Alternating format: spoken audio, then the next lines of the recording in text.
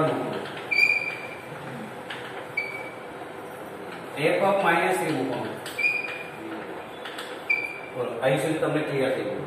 હવે તમે એક વસ્તુ નિરીક્ષણ કરો.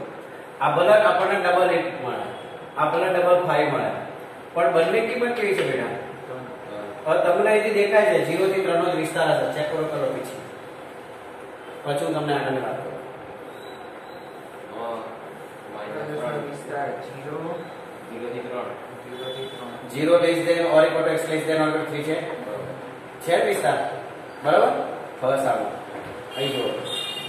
હવે હું તમને કહી દઉં, આપણે 3 સુધી એટલા જ માટે ગયા છે કારણ કે આપણને બધી કિંમત ધન મળી ગઈ એટલે માનું તમારું કામ. હવે માનો કે તમે f ઓફ 4 નું હવે વિચાર કરજો. 9 માઇનસ આ શક્ય નથી. હા આ શક્ય છે પણ ક્યારે ના આવે. i² ની કિંમત -1 છે સાહેબ. હા તમારે આ વસ્તુ આવશે. ફિઝિક્સ અને મેથ્સમાં બી છે સંકર સંખ્યા. આ સંકર સંખ્યા છે. આને લખવાય તમારે તો -1 ની જગ્યાએ i² લખાય મારથી તો 7i² થયો ને અંદર. i² બહાર જાય તો શું થઈ જાય? આવું તો આવું શક્ય બને આપણે, બરાબર ને? પણ આવું આપણે આમાં ન કરી શકીએ કારણ કે આ પોતે જે છે ને સંકર સંખ્યા લઈ ગઈ અને સંખ્યા ધન બનાવવા માટે આ પ્રોસેસ કરવાની છે. એટલે તમારું આખું આ ચેપ્ટર જ છે બેટા. સંકર સંખ્યા હોય ચેપ્ટરનું નામ.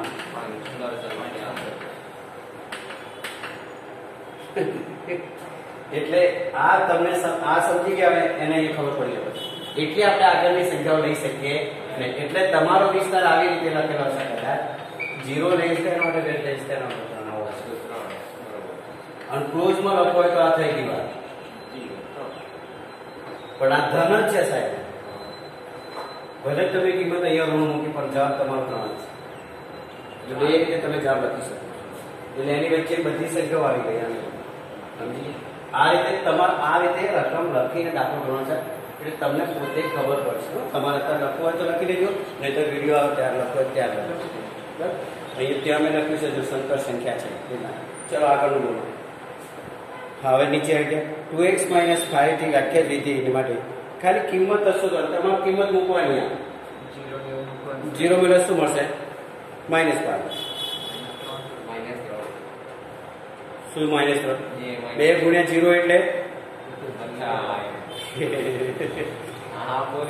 7 મૂકો. પછી આગળ ચલો જવાબ ચેક કરો બધા. આવી ગયું. હવે ચોથો દાખલો કશું નથી કરવાનું બેટા. આવું તમે 9મા વિજ્ઞાનમાં તમારે આવતું ફિઝિક્સમાં તમારી કિંમત આપેલી છે સાહેબ. જો TC બરાબર 9c/5 + 32. હવે આ તમને F0 તો તમારે C ની જગ્યાએ 0 મૂકો. 9 ગુણ્યા 0 0 32 જવાબ છે. પહેલો ચેક કરો. બીજામાં 28 મૂકો એટલે 28. પહેલા 32 આવી ગયું મેં કહી દીધું તમને. બીજું ચેક કરો. બીજામાં તમારે કરવું પડશે. 5 લસા બી દેવો પડશે બેટા. તમે જે કરશો કરો પણ તમને ખબર પડે. હા કરો.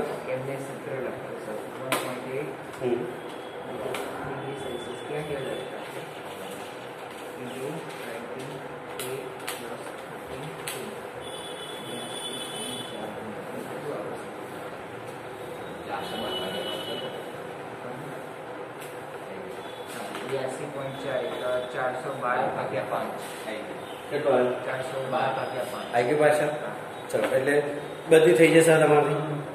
હવે જો પેલો દાખલો જો આવ્યો ચોથો નંબર એમાં TC બરાબર 212 છે એટલે તમારે તમારી રકમ શું છે? આમ છે TC બરાબર 9c/5 + 32 છે ને. આની જગ્યાએ તમારે 212 લખવાનું અને c શોધવા જવાનું. TC આખા TC બરાબર છે તમને આવું આપે છે P of C બરાબર 212. તો 212 ઓછા 32 કરો પહેલા અને 9c/5 આવું કરો 180 બનશે. 180 ગુણ્યા 5 કરો 9 તો નીચે લાવી દો. 20 + 100 જવાબ છે. ચેક કરો. 900 ભાગ્યા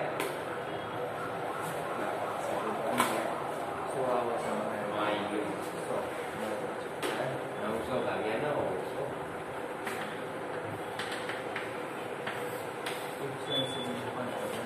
હવે તમે જો C 100 મૂકશો ને તો તમારો જવાબ 212 આવશે. T 100 બરાબર 212 ઊંધું થઈ જાય.